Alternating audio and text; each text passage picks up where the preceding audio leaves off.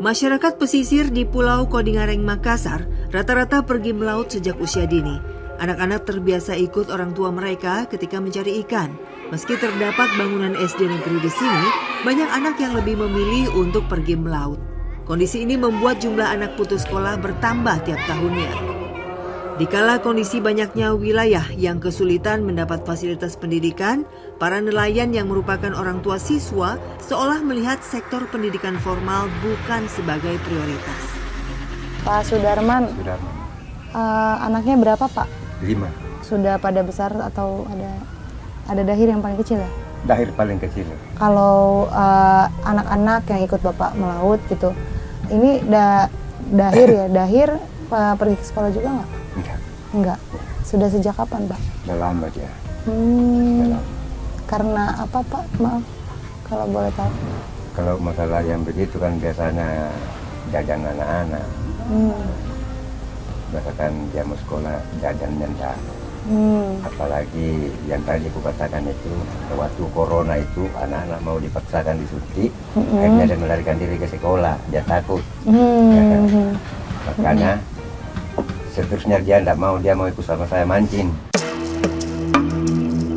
3 anak laki-laki Pak Sudarman terbiasa menemani ia pergi ke laut. Tak dipungkiri, kehidupan nelayan di sini pun serba kekurangan. Seolah tak ada pilihan, hal ini menjadi pemicu mereka lebih memilih mencari uang guna dapat bertahan hidup. Faktor kesejahteraan nelayan yang terbengkalai membuat Dahir mengukir perjuangan hidupnya sejak usia SD. Ayahnya yang sudah pergi melaut sejak 17 tahun silam banyak mengajarkan ia cara menggunakan alat pancing hingga hal-hal yang bersangkutan dengan perahu. Dahir, kamu sekarang umurnya berapa? 11. 11. Nah, Dahir sehari-hari datang ke laut ya? Iya. Oh, ikut sama Bapak. sama Bapak. Kalau pergi ke laut berarti Dahir nggak pergi ke sekolah? Tidak. Oh gitu. Sudah dari kapan Dahir nggak datang ke sekolah? Ada corona. Oh dari COVID. Kalau kamu maunya datang ke sekolah atau kerja ke laut? Kerja ke laut. Lebih pengen kerja ke laut. Kenapa? Boleh cerita sama aku? Cerita. Bapak gue tidak bantu-bantu. Bantu bapak gue. Tapi ada keinginan nggak Dahir untuk kembali datang ke sekolah? Belum. Tapi pengen juga kembali sekolah lagi. Mungkin seharusnya kalau sekarang masih sekolah, Dahir sudah tamat SD ya. Kenapa sedih? Dahir merasanya gimana sih? Malu ya. Jangan malu, Dahir masih bisa sebetulnya kalau Dahir punya keinginan yang kuat kembali lagi ke sekolah ya kan? Kalau teman-teman Dahir gimana? Teman-teman Dahir ada juga yang pergi melaut nggak? Ada juga yang seumur Dahir, yang sudah tidak sekolah. Jangan sedih ya, aku jadi sedih tahu. Kisah lain datang dari anak yang turut mencari uang dengan memanfaatkan hasil laut. Tak seperti Dahir yang pergi melaut, Fahri dan kawan-kawannya menjadi kurir angkut di sebuah tempat pelelangan ikan. Setiap harinya, TPI Pautere sibuk dengan aktivitas bongkar muat ikan segar. Tangkapan nelayan dari seluruh gugusan kepulauan di Sulawesi Selatan, bahkan dari Pulau Kalimantan, didistribusikan ke sini. Kesibukan di tempat pelelangan ikan sudah dimulai sejak dini hari. Fahri, Firman, Rival, Ilham, dan Adun menyisiri area dermaga pasar untuk menyambut datangnya kapal pembawa ikan. Mereka gigih bekerja dari subuh hingga matahari terbit demi tidak meminta uang jajan ke orang tua mereka. Fahri, kamu sekarang usianya berapa? Kelas 12 tahun. 12 tahun. Kelas berapa sekarang? Kelas 2 SMP. Oke, kelas 2 SMP. Nah, kamu setiap hari ke sini ke TPI atau gimana? Setiap libur. Fahri sejak kapan datang ke TPI untuk bekerja, bantu orang yang nurunin ikan? Sejak kapan? Kelas 6 SD. Oh, dari kamu kelas 6 SD ya? Oh gitu. Kamu rumahnya dekat dari sini? Dekat. Oh gitu. Kalau sekali kerja dapat upahnya berapa kalau boleh tahu? Biasa 15 atau 20. 15 atau 20 ya. Dari jam berapa sampai jam berapa sih? Dari jam 5 sampai jam 11 kira-kira. Oh, dari subuh itu ya? Iya. Bangun jam berapa kamu? Bangun jam 4 sih. Oh gitu. Kalau dapat uang, kamu biasanya uangnya buat apa? Beli jajan. Nah, kamu kalau kerja seperti tadi, ini nggak sih, capek nggak sih? Capek sih. Capek. Iya. Terus kenapa milih kerja gitu? Mengisi waktu libur. Oh gitu. Orang tua kamu ada di rumah? Ada di rumah. Oh gitu. Kerjanya ke TPI juga atau tidak? Iya. Apa kerjanya? Bapakku sopir. Kalau mamaku rumah tangga dia. Kalau sudah bekerja gini, kamu masih tetap pengen sekolah kan? Iya. Tetap pengen sekolah ya? Iya. Nggak mau berhenti sekolah ya? Mau berhenti. Jangan ya? Iya. Cita-cita kamu apa? Tentara. Jadi tentara. Wah, gagah.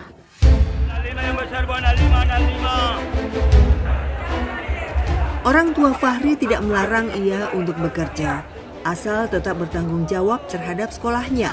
Fahri pun tak merasa terlena karena mendapat upah dalam bentuk uang maupun ikan. Ia hanya pintar dalam mengoptimalkan hari liburnya.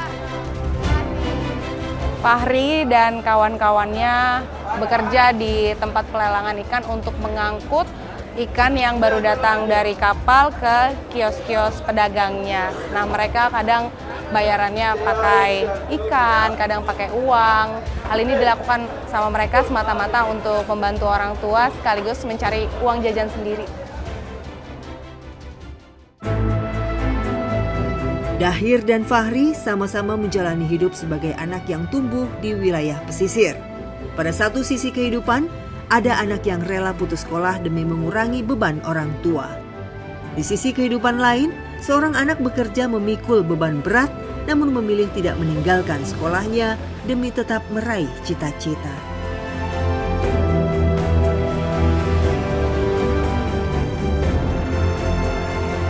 Aktivitas bongkar pasang peti kemas ini terletak tak jauh dari tempat pelelangan ikan Pautere.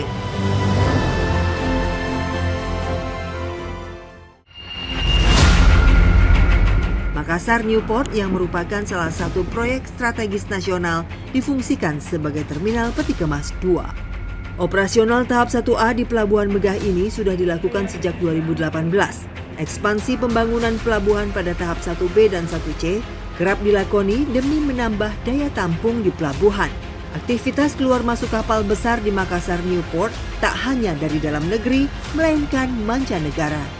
Hal inilah yang sempat mengganggu kehidupan masyarakat nelayan di sekitar perairan Selat Makassar. Para nelayan seolah hanya potongan kecil yang tak diperhitungkan demi mega proyek pemerintah. Namun tak disangkal, kehadiran Makassar Newport menjadi wujud efisiensi arus logistik. Secara operasional ya sebenarnya tidak ada bersinggungan ya antara kegiatan peti kemas dengan kapal barang maupun penumpang itu sendiri, karena sebenarnya untuk kegiatan di luar kapal peti kemas itu sudah mempunyai dermaga secara tersendiri atau secara khusus. Untuk jalur lalu lintas kapal khususnya peti kemas itu sebenarnya telah mempunyai jalur tersendiri ya, dan sebenarnya untuk nelayan-nelayan tersendiri itu melakukan kegiatan tidak ada kendala sama sekali ya.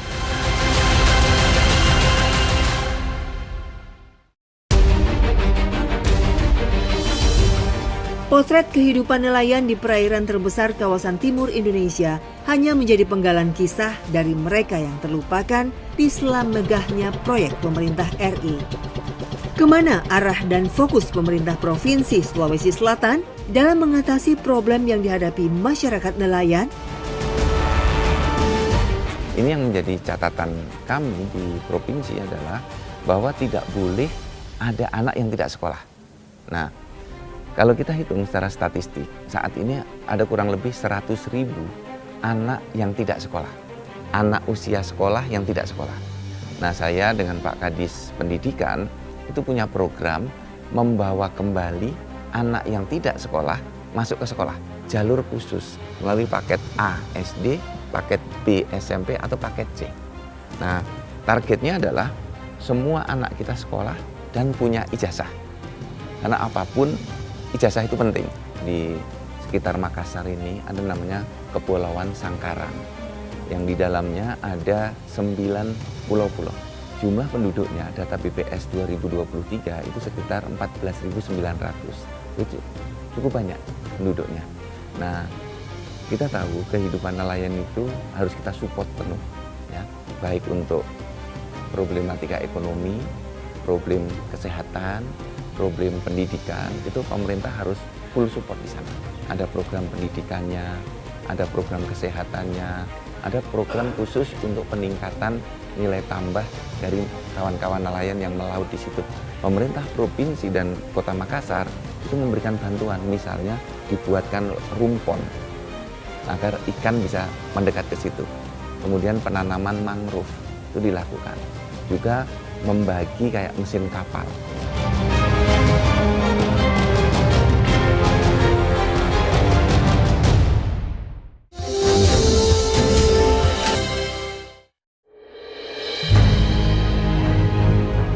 Masih ingat dengan jembatan bambu Cidarengdeng yang terletak di Dusun Hegarwangi, Desa Cibulu, Kecamatan Cidaun, Kabupaten Cianjur yang didatangi tim Indonesiaku?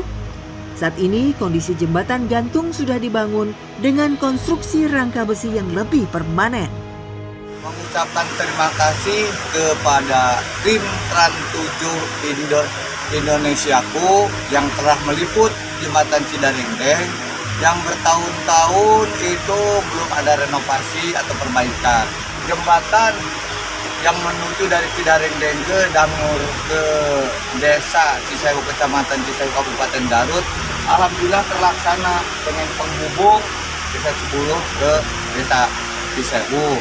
Jembatan yang sepanjang 130 meter bisa terlaksana.